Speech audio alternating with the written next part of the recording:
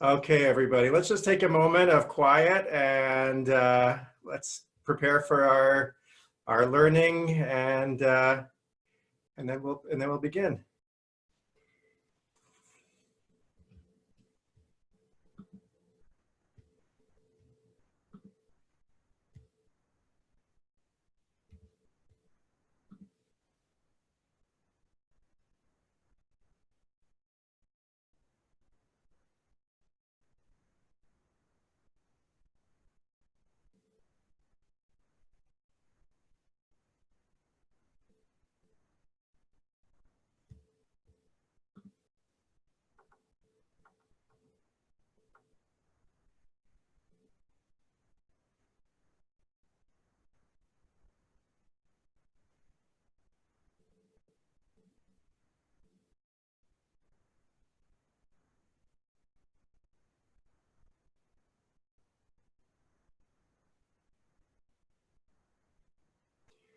Ya la la la la la ya la la ya la la ya la la la ya la ya la la la ya la la la ya la la ya la la la ya la la ya la la la, ya la la, ya la la la, la la, ya la la la, la la la, ya la la la, ya la la, ya la la la, la, ya da da da da da. Okay, everybody, once again, Boker Tov. And I actually want to do a meditation today that I'm going to start with I guess, I don't know if it's going to be a shorter teaching, we'll see. But I have two separate teachings that what connects them all is they're all part of the morning blessings. I'm continuing on with this exploration of the morning blessings as some of the most powerful meditation instructions that we have. And I want to focus on the blessing of our bodies and how it's in coming into a state of mindful awareness of our bodies that is one of the most spiritual things that we can do. I teach a lot about how in Jewish traditional worldviews, the body and the soul are not as split and separate as they are in other traditions. We certainly have an idea of the soul, of course, but we see body and soul as more of a continuum along a spectrum of being. And that in any given moment, we are at once entirely spiritual, non-corporeal beings, and simultaneously we are absolutely corporeal beings. And so anywhere you enter into a mindfulness place, an awareness, a sense of awe and wonder at wherever we are on that continuum, that's all valid. And that's a very, very powerful practice. You know, often I talk about how we follow the breath because that becomes the nexus between the physical and the spiritual. But you can also follow it deeply into the physical, as we've done meditations like that in the past. But I want us to think about the physical dimension today. So I'm going to share my screen. And what we're looking at here is a very famous morning blessing. And so I'm just going to jump right in.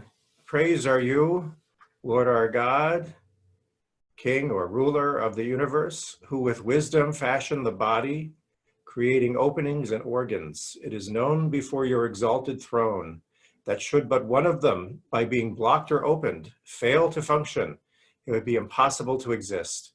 Praised are you, Lord, healer of all flesh, who, excuse me, who performs wonders. This is an extraordinary bracha. It's one of the brachot that we say when we first wake up in the morning. It's also one of the brachot that we say every time we go to the bathroom. So it's, even that is a place, there's a blessing for everything. There's even a blessing for that. And here it is. But it's actually much more than just the bathroom blessing. It's a blessing that is supposed to bring us into a deep state of connection with our bodies. And you think that, oh well, that sounds like a nice idea, but Jews more than anybody, in my experience, we tend to be very out of touch with our bodies. I don't know if that's cultural. I don't know if that's because we're so neurotic. I don't know what it is. I just know a lot of Jewish people are, and I certainly have lived this in my life. So I speak from experience here of living too much in my head, of being too much caught up in thinking and worrying and thought. And just the act of being present in the body is so incredibly important. And what's so beautiful about this bracha is that it leads us in a little journey through our bodies, right? Asher yatzar et ha'adam b'chokhmah, that we are yatzar, we're shaped with wisdom. Uvaravo nikavim chalulim chalulim. It has this wonderful kind of, it sounds like almost like a machine working, right? Nikavim chalulim chalulim. That these openings and these open spaces, right? That we have these vessels and open spaces and channels in our body, and we're called upon here to kind of go and be aware of all of these blood vessels and organs and lymph systems and everything else that's going on, and to simply be with that. And then there's this next idea, galui v'yadua lifnei chisei kvodecha. It is revealed and it is known before your throne of glory. She'im yifateach echad mehem. If any one of those things that are closed should open up, or yisatem echad mehem, or if any one of those things that are supposed to be flowing and opening gets blocked, iyefshar lehitkayem. It wouldn't be possible to be alive. V'la'amod lefanecha, and to stand before you, God, afilu sha'a achat, even for a moment. So before we get to the bracha, I just want to, point out how powerful that is. That, your body is a very spiritual thing.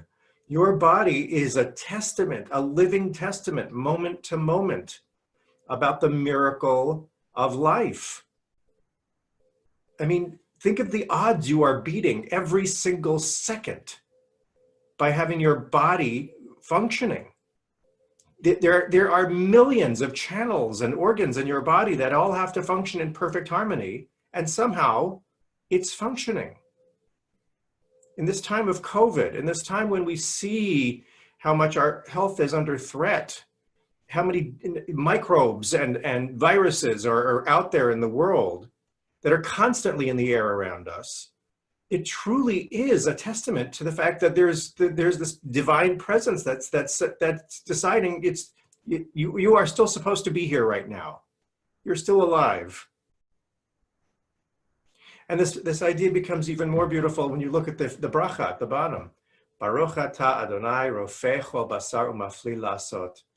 We're blessing God who rofech kol basar, who heals all flesh and does wonders. I think it's really powerful that they add another concept at the very end in the bracha. It's healing. That what we mean by healing in Judaism is healing is what life is.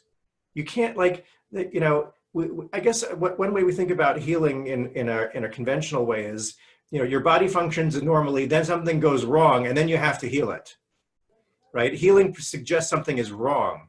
And this flips it on its head and teaches that healing is actually, it is the state of being right? We are constantly growing and healing and adapting moment to moment. And that's part of the miracle of being alive. And we see this again in the Amidah. This is the blessing for healing that we say during the Amidah. Heal us, O Lord, and we shall be healed. Save us, and we shall be saved. for you are our praise. Bring complete healing to all our wounds, for you are our God and King, the faithful and merciful healer. Blessed are you, O Lord, who heals the sick of his people Israel. You know, I just want to offer one of the ways I read that bracha when I go through the Amidah is you read it in the present tense, and don't read it necessarily as a prayer asking for something, but read it as and I think this is true of many brachot, of many blessings in Judaism. Read it as descriptive of what is. That brings us into a mindful place, right? That we are healed in every moment, right? By God. We are saved in every moment. We are being brought complete healing to all of our wounds, right? Rofei chol basar, right? Or Rofei cholei amo Yisrael. It's the same concept. That those of us who are ill are being healed, just as those of us who are not ill are being healed also. Life is a constant process of overcoming odds. It's a constant process of miracles. So that's what I want us to pay attention to, is that you're a miracle. You really are, literally, like in your physical essence. You are breathing, walking proof of the miraculous. And that's what healing is. I told the story before at Shul about a woman who said to me, or no, I don't know if she said to me or I read it. Anyway, she looked at she was in the doctor's office, and the doctor put up the x-ray that showed the cancer in her body. And she was a very spiritually aware woman. And she said, when I looked at that image, I didn't see death, I saw life. I saw a body that was completely alive and miraculous. I didn't just see cancer, I saw the whole picture. And I think that's the beauty of where we're being brought through the mindful practice of being aware of our bodies. So I'd like us to take these concepts and meditate with them now.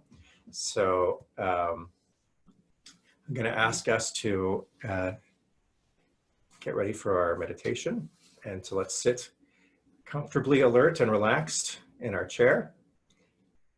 Okay. And if you can, have your feet on the floor, if they reach the floor, your tush on the chair with both of the bones there balanced. See if you can feel the balance throughout your body, the balance in your legs and your feet, the balance in your pelvis, balance running up your back, your shoulders. Relax your neck, drop your shoulders. If you're comfortable, you can have your eyes closed. I invite you to take a nice cleansing deep breath in and release. Deep breath in and release. And now allow your breath to breathe you regularly now.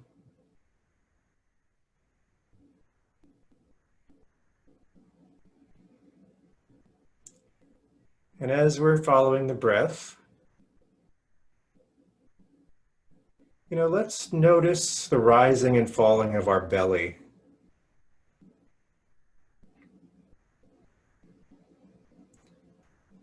As the breath goes in, the belly expands. As it goes out, the belly contracts. Notice how the breath corresponds to this deep musculoskeletal movement of the body in its aliveness.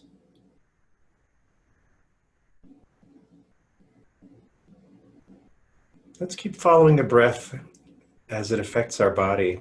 So there's the belly that's rising and falling. Notice the other spaces that seem to expand with the breath. Maybe you can notice the ways in which your upper back expands with each in-breath. And then contracts.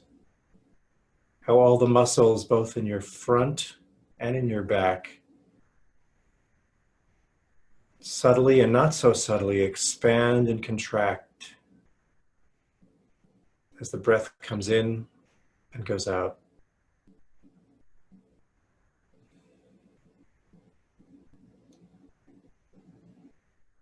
Notice your shoulders.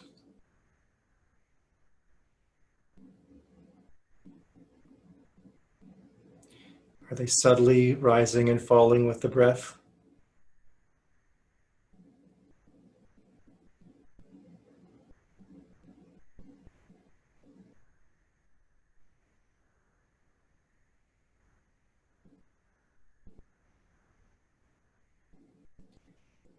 Now let's pay attention to some subtle effects of the body with each breath that we take.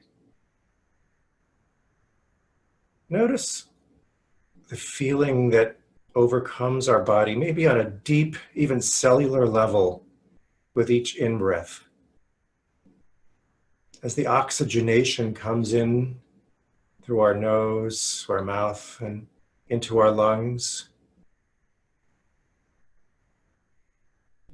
the subtle or not so subtle feeling of rejuvenation that comes with each in-breath. And the subtle or not so subtle sensation of release. I'm not just talking the idea of release, but a physical release with each out-breath.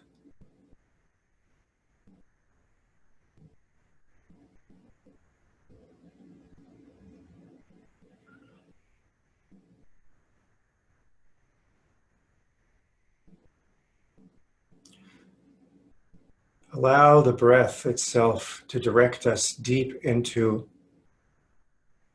the functioning of our bodies. Notice how that refreshed sensation courses from our lungs right into our bloodstream.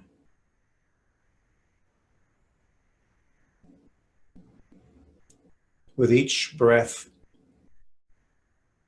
see if you can feel the sense of life flowing from the breath to the blood, all around the body through the beating of the heart.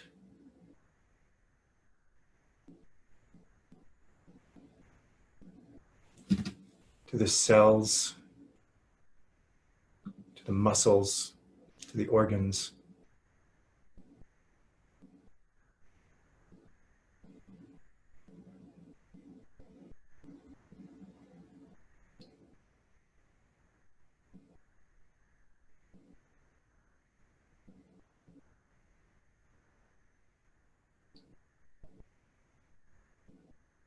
With each out-breath, the subtle but present sense of releasing the toxins, that which is spent, that which is no longer required, creating space for the in-breath of oxygen, creating the opportunity for the body to nurture itself, to nourish itself.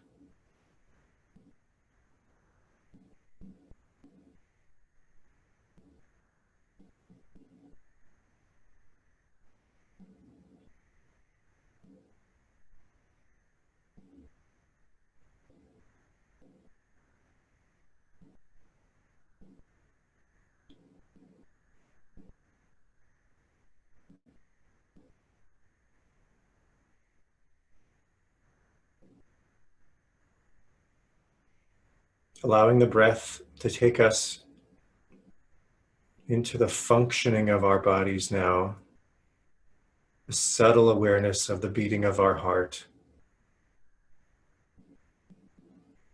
the subtle awareness of our digestive system,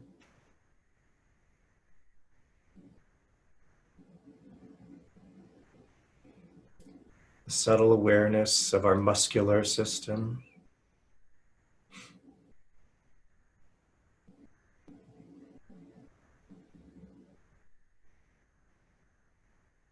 the awareness of the nerves that run through every part of our bodies.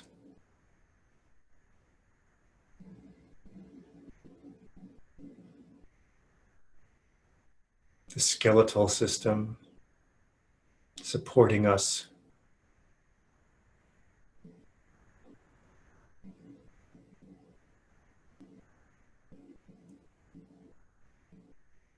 The other sensations of organs and glands, lymph nodes,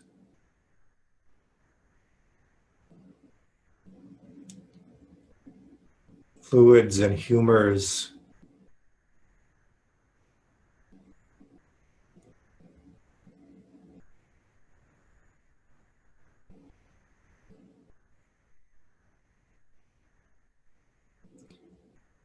our sensory organs,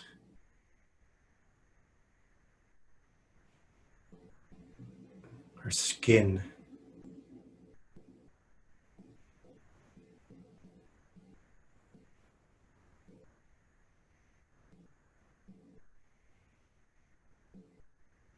the infinitely complex interweaving web of systems.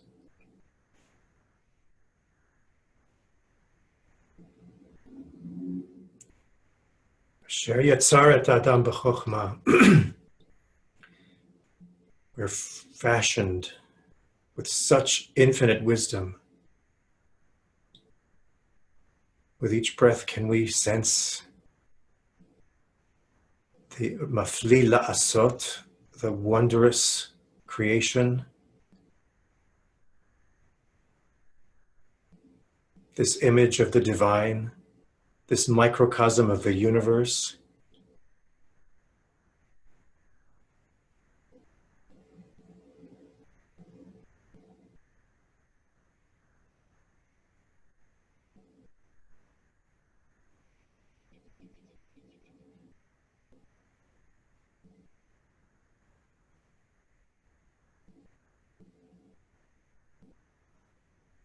Rofech basar, and this healing, this living, this constant meeting of this moment with exactly what is required for life.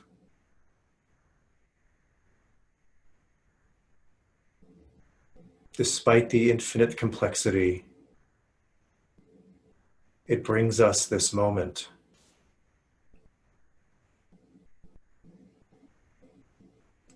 Let's just breathe into the gratitude of this miracle of this body.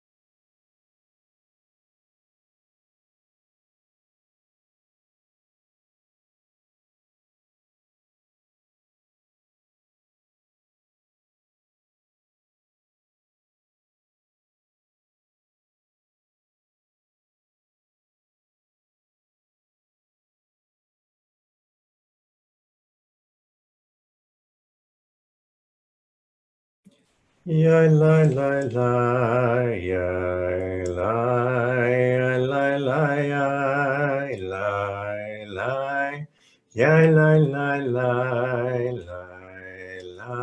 ya la la la. Ya la la la, la la la, ya la la la, ya la la. Ya la la la, ya la la, ya la la la, ya la la la, ya la la la, la la la, ya la la la, ya la la,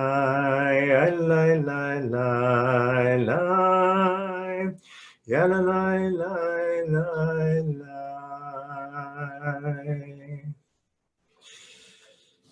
Okay, anybody want to share any reflections about how that was for you? Anything interesting that came up for you, or any problems? Anything? Go ahead, Leslie. I'm fascinated. Why does it say heal and not cure? Is there a biblical Hebrew word for cure? Is there something different about a cure than a healing? That is a very interesting question. I'm trying to think about a Hebrew word for cure. I'm not so sure about that, although I think you're right conceptually. I think what I certainly have been teaching is that we don't frame healing as curing in this context. We're looking at healing as kind of coming back into harmony with the natural process of the body, which is always healing itself, which is always nurturing its own existence. Or you can frame that as God is nurturing your existence. And why that woman saw the whole being. There was the cancer and the healthy Right. tissues. Right. And so maybe Right. the cancer is really never gone. Maybe there's some kind of metaphysical defect or not correctness in the body that you're always working to. And like the soul is always working to. And I think that's beautiful, Leslie. And I think that certainly is pointed to in our prayers, right? That we're imperfect beings. The universe isn't finished yet. It's not perfect. And to be alive is to constantly be in this healing process. That's what it is, right? I mean, there's always colds, there's always germs, there's always something, right? There's always something.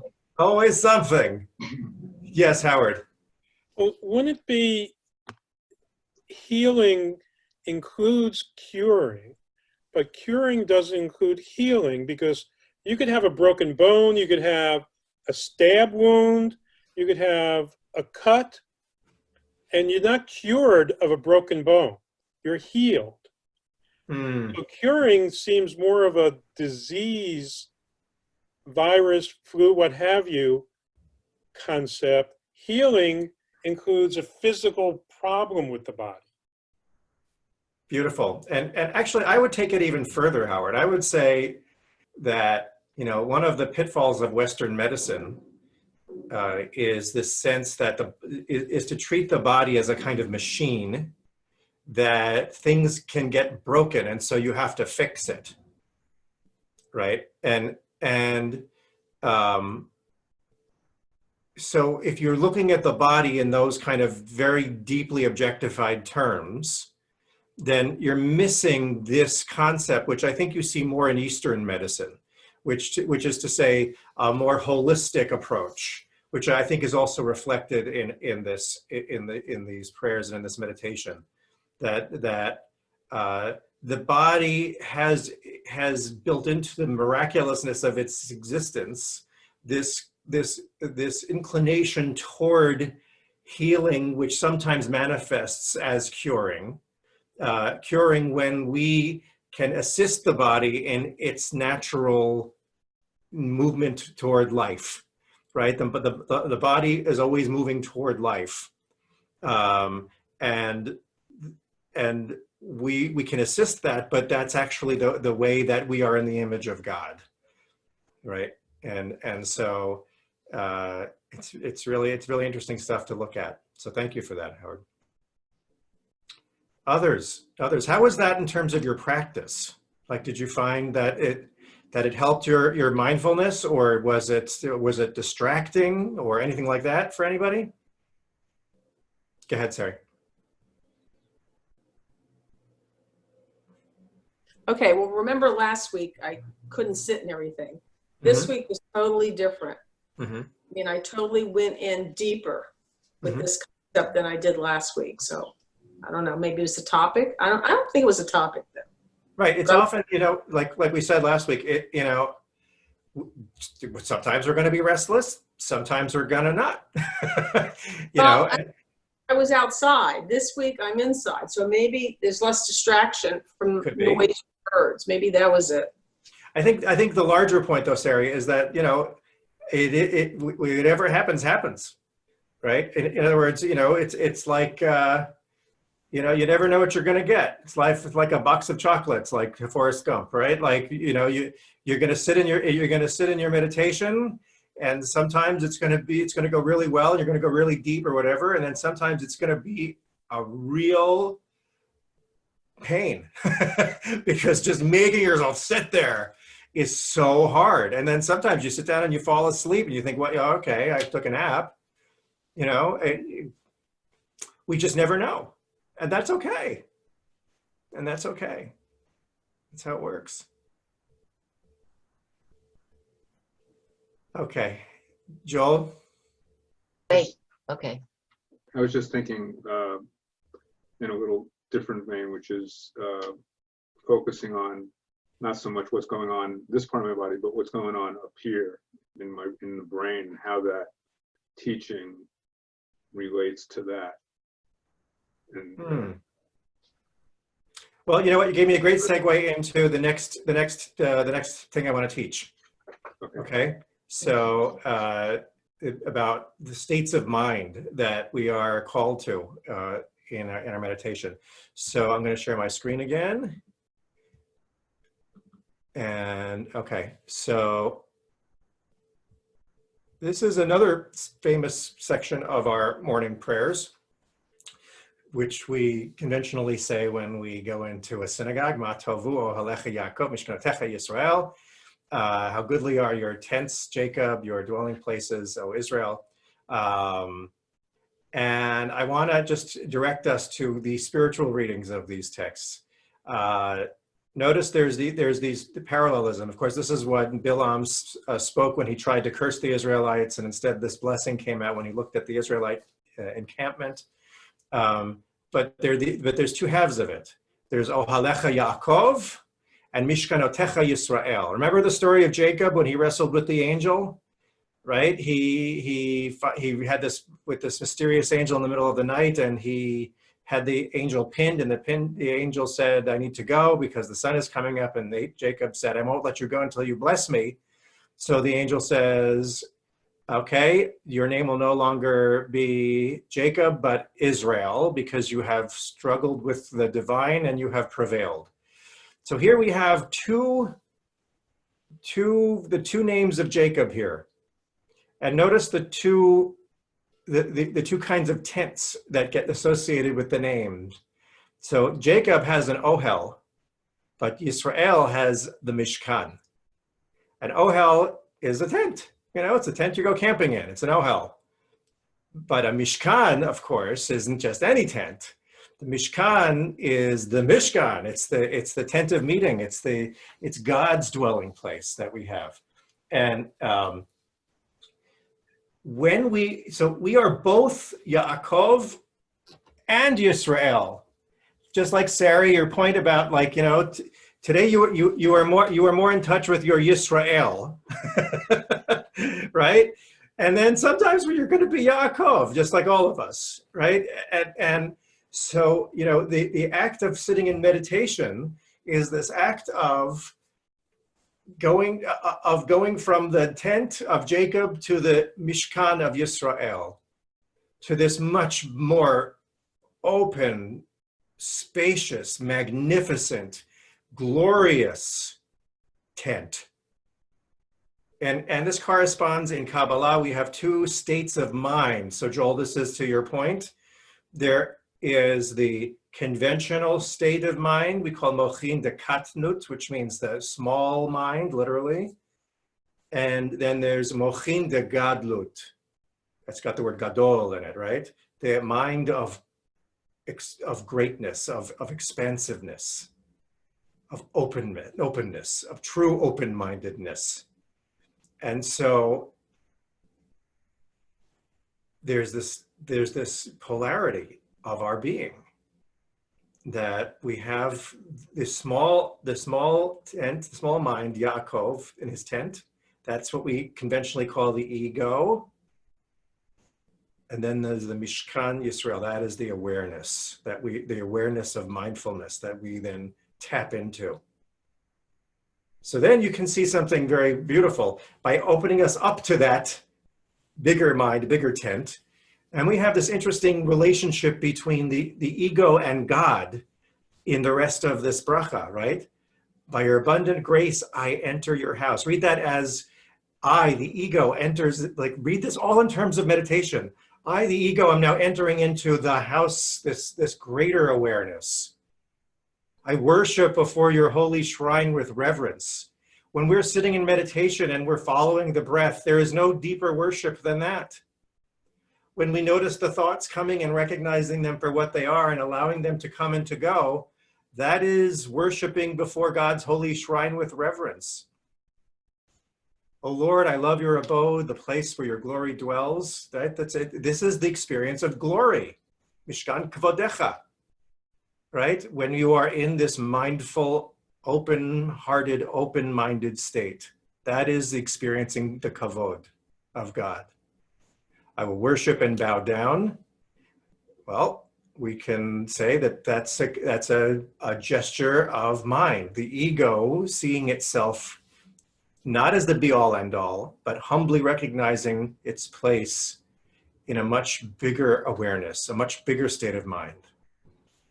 And now we have this line. I want to direct you to the final lines here, because we say this on the holidays.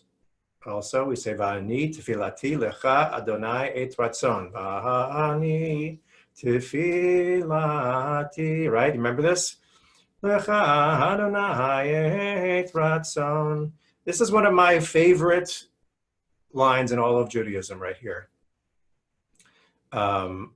Because this is the prayer of the ego when the ego realizes what it is in the greater mochin de gadlut, in the greater awareness of what you really are, right? Va'ani tefilati lecha Adonai. As for me, this ego, this is my prayer to you, Yod He Vav He. This is my prayer before what is arising in this moment.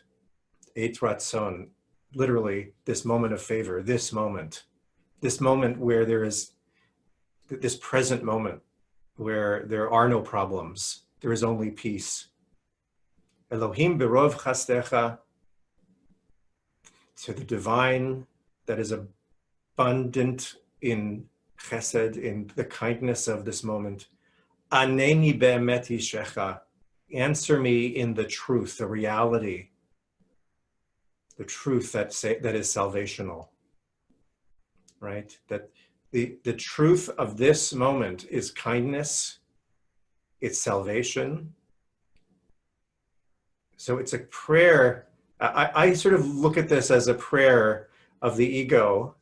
It's a good way almost to end any meditation, right? As we come off the proverbial meditation cushion, or from any prayerful moment, this is the prayer that we don't lose that Mishkan Yisrael, right? That open-mindedness, that open-heartedness that we cultivate through meditation, that we have it in this moment and in this moment and in this moment as we go through our day, as we walk through the world.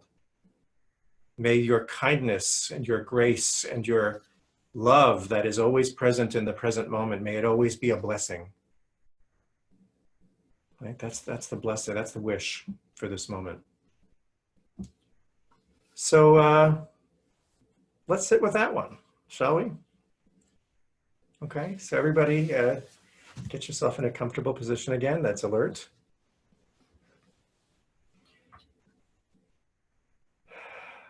Take a nice deep breath in and release. One more time, deep breath in and release. And now come back to normal breathing. Let's be with that miraculous body of ours. And breathing in, we can feel the gratitude for this miraculous body that is sustaining us, bringing us to this moment. And breathing out, we can feel the relief and gratitude that this moment is one of such peace. That whatever else has happened in our lives up to this moment, we have this moment, this Eit Ratzon, this moment of favor that is being gifted to us as we sit here now.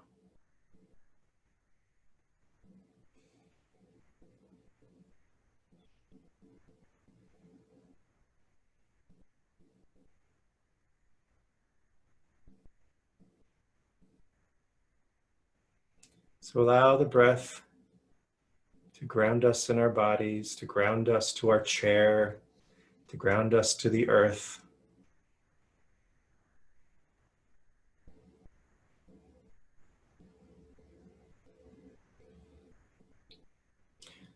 With each breath, we can feel grateful for our Yaakov in his Ohel, for the ego, the self that has brought us here, the story of you and your life, your relationships, your hopes and your dreams and fears, all of those things, that's all Yaakov.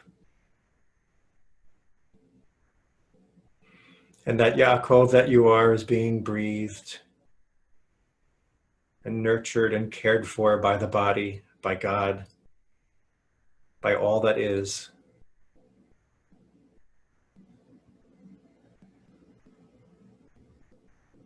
And this is the practice of allowing that Yaakov, that ego of yours, to settle into that breath, into that body.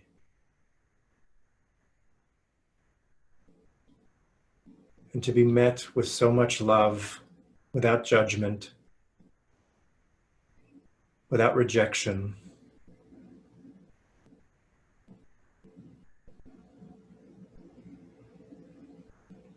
That each in-breath breathes in the Mishkan Yisrael,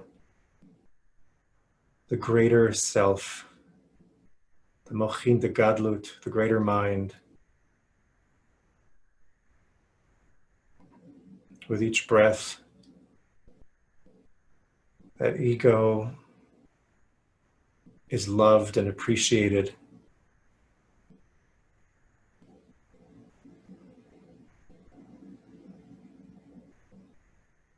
The ego's thoughts of past and future are cherished by the greater mind, by the Yisrael, without judgment, without pushing away.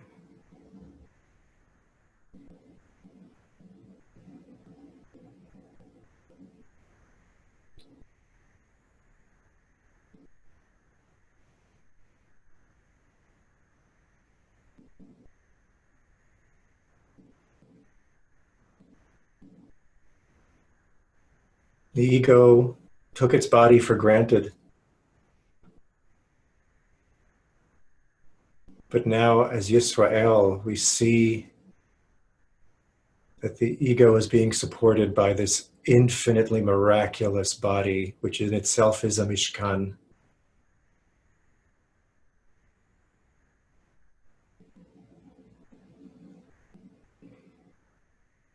It's a sacred dwelling of the divine.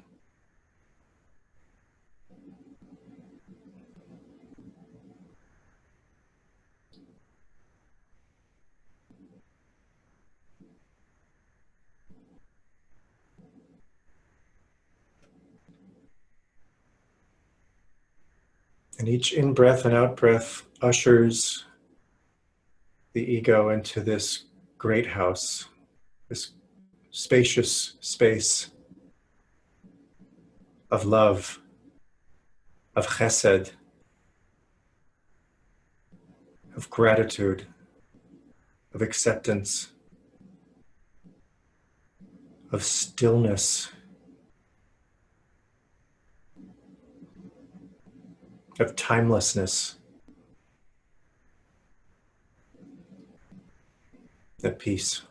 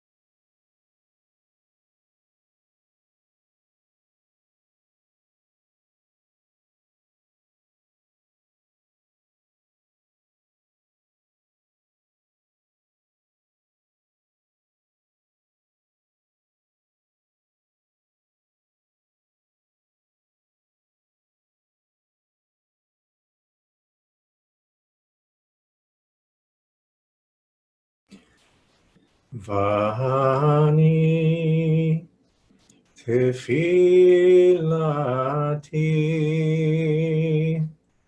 lecha Adonai et ratzon Elohim berov chastecha Haneni Haneni Be'emet Yishecha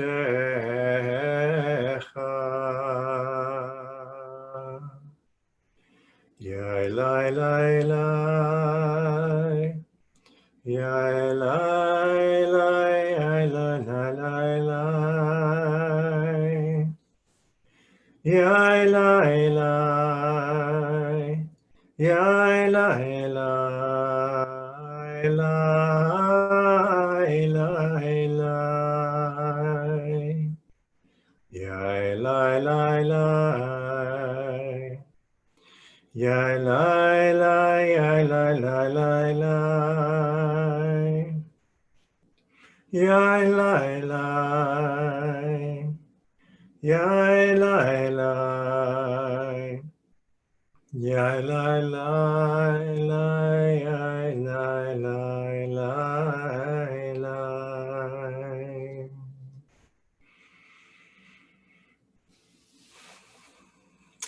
Okay, everybody. Does anybody have any other reflections or questions? Yeah, having had some health issues in my life, I've always subconsciously would think, thank God, I've healed and I survived it. Mm. And now I will be more intent. It will be said with intention, just very thankful. Always have felt very thankful and lucky, but now it's very meaningful to realize that there is something else going on. Beautiful, Phyllis, that's beautiful. Thank you. Thank you for bringing that to us. I think that's something that's a gift for all of us to remember how to, literally what that prayer is, taking what we got and bringing it out into the moments of our lives. And that's exactly what you've given us. And that's a beautiful way for us to close our meditation session for today. I'll be on again in 30 minutes. If you'd like to join, I'm going to be interviewing Rabbi Denise Seger and her new book, Where Pride Dwells, for a Wider Bridge. So if you'd like to join, I'd like to see you then. All right, everybody, take care and Shabbat Shalom. Shabbat Shalom. Take care. See you later. Also 6:30 tonight. Of course. Bye-bye. Shalom. Shabbat Shalom.